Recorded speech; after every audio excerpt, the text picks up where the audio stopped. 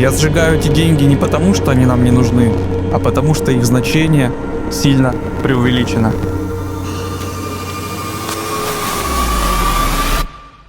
В этом видео мы расскажем, сколько денег мы тратим на жизнь в доме на колесах. А мы тут посчитали, что эта сумма очень маленькая. Расскажем, что делает счастливыми нас. Перехватываю дыхание. Спросим у случайных прохожих, сколько денег им нужно для счастья. Сколько денег, по вашему мнению, для счастья нужно? И откровенно расскажем, почему для нас счастье не равно деньги. Так классно под открытым небом. С самого детства мы знаем, что нужно быть счастливым. Каждый год на день рождения нам желают счастья, и мы в ответ желаем его другим. Зачастую мы ассоциируем счастье с деньгами, либо успехом. При этом, как ни странно, вопросом, что такое счастье, мы задались в одном из самых бедных регионов страны – Дагестане. В месте, где мы увидели счастливых людей больше, чем в любом другом уголке страны.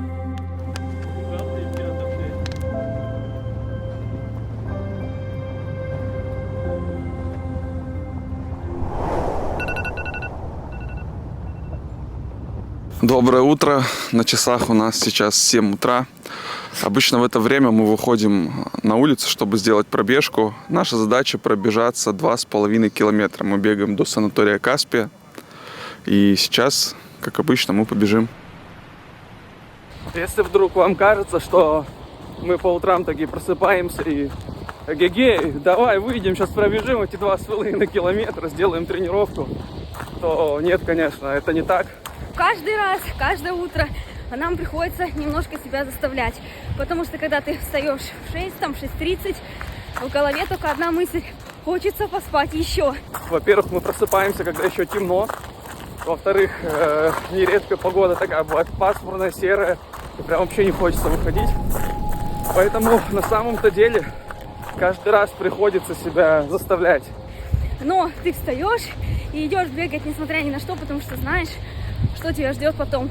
А потом тебя ждет такой неимоверный прилив гормонов счастья, такой невероятный заряд на весь день. И ты потом собой так гордишься, что ты это сделал, пробежал это. Если мы говорим о нашем представлении счастья, то бег и вообще спорт я бы включил как одну из составляющих счастья в нашем понимании. Пробежка наша закончена. Я сейчас подумал, а почему бы не искупаться в море в январе? Так что я как бы уже была такая мысль, но я все не решался. А сейчас мы сделаем так. Настя, давай скинемся на Ишачка. Если я проиграю, то я пойду купаться. Если выиграю, то не буду купаться. Давай. Раз, два, три. Ай, придется идти. Придется идти искупаться. Ну ничего страшного. Сейчас. Подожди, давай посмотрим, сколько градусов. 4 градуса. 4 градуса. Это прохладно, это очень холодно. Вода там холодная, я вообще не представляю. Что-то я уже пожалел. Ну, кстати, не такая холодная, как в Сибири. Вообще не такая холодная, как в Сибири. Короче, сибирякам вообще тут будет нормально. Ой, хорошо. Перехватываю дыхание. Но в целом нормально. Еще раз. Ой, хорошо. Дыхание перехватывает. А так, сейчас адреналин попрет. Согревать буду с адреналином согреваться. Хорошо, нормально. Горжусь собой. Четко. Вот это бодриссимо. Спасибо. Сморжусь по чинам марширования. Все, мы потренировались, Ваня сейчас пошел заниматься волейболом, а я пришла домой, сходила в душ и буду сейчас готовить завтрак. У нас сегодня на завтрак гренки, мы их просто обожаем. Мне очень нравится этот процесс, сам процесс приготовления завтрака. Это второе занятие, которое после пробежки заряжает потом на весь день. Нравится контраст, который происходит. Вот ты сначала бежишь, потом тренируешься, у тебя вот эта энергия прет на позитиве, на бодрости, а потом приходишь и начинаешь готовить завтрак и немножко замедляешься. Вот этот процесс замедления замедления мне прям безумно нравится. Я раньше, например, когда делала завтрак или вообще другой прием пищи, я обязательно что-то слушала, включала каких-то умных людей. Мне казалось, что процесс приготовления еды – это вообще бесполезное занятие, и надо обязательно там параллельно чему-то учиться, что-то слушать, о чем-то думать. А сейчас я вообще к этому подход поменяла. Я ничего не включаю, никакую музыку, никакие передачи. Я просто концентрируюсь на самом процессе. Вот я там яйцо разбила, вот я там батон нарезала там и так далее. И вот когда ты вот так вот в момент погружаешься, ты как бы не уходишь от реальности, и время растягивается, и поэтому утро получается таким длинным. Вот. Я это заметила, и теперь всегда так делаю. Меня это очень радует, очень нравится. На берегу есть традиция каждое утро после пробежки собираться на чай. Хотя, наверное, это больше предлог просто встретиться и пообщаться с хорошими людьми. Пока варится чай, есть время сыграть в волейбол. Сегодня решили приготовить мясо в казане. Это деликатесы, но думаю, что попробовать их решился бы не каждый. Настя, например, так и не рискнула. Можете написать в комментариях свои предположения, а я отвечу, угадали вы или же нет. Обратите внимание, на каких автомобилях сюда приезжают люди. Здесь практически нет дорогих машин. В основном лады либо старые иномарки. Все это мы видим каждое утро. Мы видим людей, счастье которых, казалось бы, не связано с уровнем дохода. И невольно возникает вопрос, так сколько же денег нужно для счастья? Мы решили задать его случайным прохожим. Ответы нас, если честно, приятно удивили. Мы решили подойти к людям на улице и узнать, сколько, по их мнению, нужно денег для счастья. Счастье, оно в деньгах же. Не в деньгах? Да. А в чем, Я так по-вашему? считаю. Взаимопонимание, да. Любить друг друга, уважать. Сколько денег нужно для счастья, по вашему мнению? Как вы считаете? Рублей 30, наверное, хватит. 30? Ну, тысячи имеется в виду. 30 тысяч рублей в месяц, Да. Для счастья. И будете счастливы, да? Ну, прожить можно. Прожить можно. А вы как считаете? Я и так счастлив, зачем мне деньги? Хороший ответ. Без денег счастливы, да? Да. Все, спасибо большое вам. Сколько денег, по вашему мнению, для счастья нужно? Счастье не в деньгах, сразу скажу. Не в деньгах? Нет. А в чем, по вашему мнению? Счастье, я вам скажу, наверное, это мир во всем мире, здоровье, ну и свободное время. Вот и все. А материальное это не богатство. Не приносит счастья, по вашему Нет. мнению? Ну, вот так вот. Большинство людей говорит, что не в деньгах счастье. Я тут подсчитала, сколько примерно денег мы тратим сейчас в месяц, живя в доме на колесах. Все наши расходы можно разделить условно на 5 категорий. Первое – это затраты на продукты. Вторая – это затраты на обслуживание дома на колесах. Третье – это обязательные платежи по телефону, интернету, бензин на машину. И последнее – это прочие расходы. Давайте расскажу по конкретным категориям, что мы сколько тратим. На продукты у нас уходит 17 тысяч рублей в месяц. Из этой суммы 4 тысячи мы тратим на котов. То есть сумма небольшая, потому что мы покупаем продукты на каждую неделю отдельно, закупаемся мы на местном рынке и довольно дешево получается. Обслуживание дома на колесах. Сюда входит затраты на газ. Газ мы заправляем примерно один раз в 10 дней. Получается где-то 3 заправки в месяц. На все 3 заправки у нас уходит 3450 рублей. Сюда же входит дизель в дизельный отопитель Webasto и бензин для генератора. На это все в месяц у нас ходит 500 рублей, потому что мы не сильно часто этим пользуемся. Следующая категория – это бензин в машину. На бензин в месяц у нас ходит 6 тысяч рублей, но я сразу оговорюсь, это тогда, когда мы не интенсивно путешествуем, то есть когда у нас нет каких-то больших перегонов, но в ближайшее время у нас их не предвидится, то есть мы не имеем целью постоянно менять место локации, с места на место переставлять дом на колесах, мы поселяемся в каком-то месте, которое нам нравится, и живем здесь довольно долго, знакомимся с этим местом, и потом будем уже переезжать дальше. Обязательные платежи по телефону и интернету. интернету. А на 2 телефона по тарифам на мой и Ванин телефон мы тратим 1500 рублей в месяц. И есть также у нас еще симка для интернета в ноутбук.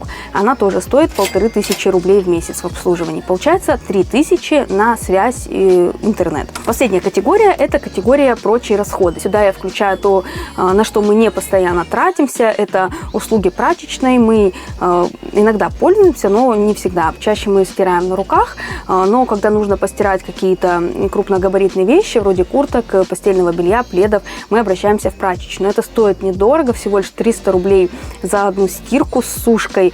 Вот, поэтому не накладно выходит. В эту же категорию я включаю походы в кафе. Мы не часто ходим в кафешки, и цены здесь довольно низкие. Плюс там какие-то покупки на Wildberries, мелочи всякие. В общем, на всю категорию «Прочие расходы» мы тратим где-то 5000 рублей в месяц. Итого месяц жизни в доме на колесах при неинтенсивных путешествиях стоит 35 тысяч рублей у нас конкретно. Для кого-то это покажется много, для кого-то мало, но для нас с Ваней это очень мало, потому что раньше, живя в Красноярске, мы тратили существенно больше. Но мы заметили такую тенденцию, что вот как только мы переехали сюда в домик на колесах и начали жить и вести тот образ жизни, о котором мы давно мечтали, у нас просто на второй план ушли какие-то потребности, которые у нас раньше были. Мы перестали практически ходить в кафешки, просто не хочется дома проводить время. Перестали там покупать очень много новой одежды, новых вещей. Вот. В общем, эти потребности у нас ушли на второй план, поэтому сейчас мы тратим довольно маленькую сумму. И при этом мы не экономим деньги, не складываем там копейка к копейке, не считаем.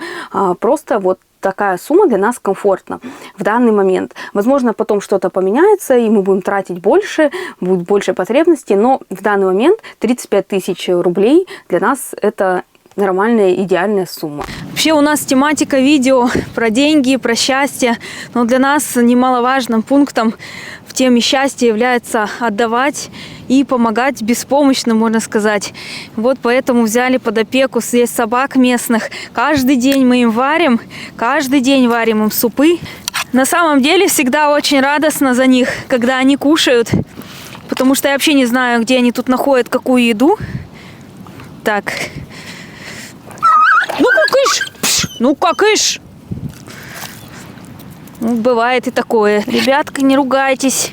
Не ругаемся. В общем, видеть довольных, сытых животных для нас это тоже составляющая счастья. Пена, что ты не ешь? Смотришь тут. Давай, лопай. В общем, очень большую радость на самом деле доставляет, когда помогаешь кому-то. Это касается не только людей, но и животных. Потому что кто, по сути, им может помочь, кроме людей. Поэтому потихонечку помогаем. Каждый четверг на рынке мы берем для них там кости, какие-нибудь там шеи куриные. Иногда нам даже там бесплатно целыми пакетами тоже дают. Это тоже такой огромный вклад в их состояние хорошее. И потом кормим. И каждый вечер у нас такая традиция, мы варим им супчик и потом их кормим. И эти наши 4 товарища прибились, мы уже такой большой семьей живем. Даже не знаю, как потом будем с ними прощаться, когда поедем дальше. Мы решили сегодня наконец-то воспользоваться грилем. Это мы тут уже 2 месяца стоим, ничего не готовили. И приготовить наше любимое блюдо на нем – крылья. Ну а заодно хотели бы рассказать о деньгах немножечко, о том, как мы к этому относимся и почему, по нашему мнению, счастье кроется не в них. На самом деле ты можешь быть вообще обложен всеми вещами, которые делают твою жизнь комфортнее, но внутренне ты не будешь себя чувствовать счастливо, потому что не нашел свой путь, не нашел дело своей жизни, не с тем человеком. Много чего влияет на твое внутреннее ощущение счастья. А все, что дают деньги, это просто повышение комфорта твоей жизни. Там красивый дом, хорошая мебель, классная одежда. Но на внутреннее состояние, они практически не влияют. определяют. Вот ты, например, купил какую-то вещь, она тебе принесет счастье в моменте, вот, возможно, в тот день, когда ты ее купил, и плюс-минус там еще неделька после, а потом уже ты к ней привыкаешь, и она уже не будет вызывать у тебя никаких эмоций и восторга. В обычной жизни, когда у тебя все комфортно, как в квартире, да, ты этого не замечаешь. Ты не замечаешь там ценность воды, не замечаешь там ценность отопления, потому что тебе не надо ездить за газом, оно у тебя не кончится внезапно ночью. А когда ты всего этого лишаешься, вот такие маленькие вещи, они делают тебя радостней. Найти свой путь, то есть то, чем бы ты хотел по жизни заниматься, чтобы это тебе приносило удовольствие, чтобы ты вел такой образ жизни, который бы тебе нравился, он тебя наполнял бы полностью, да, чтобы ты чувствовал себя полноценным, и чтобы ты мог разделить этот путь с любимым человеком. Вот я бы так, наверное, для себя. Это мое такое определение счастья. Руки замерзли. О, мы замерзли.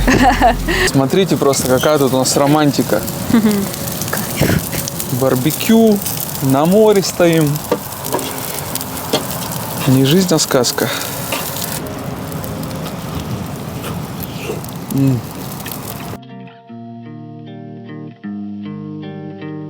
Счастье ближе, чем кажется.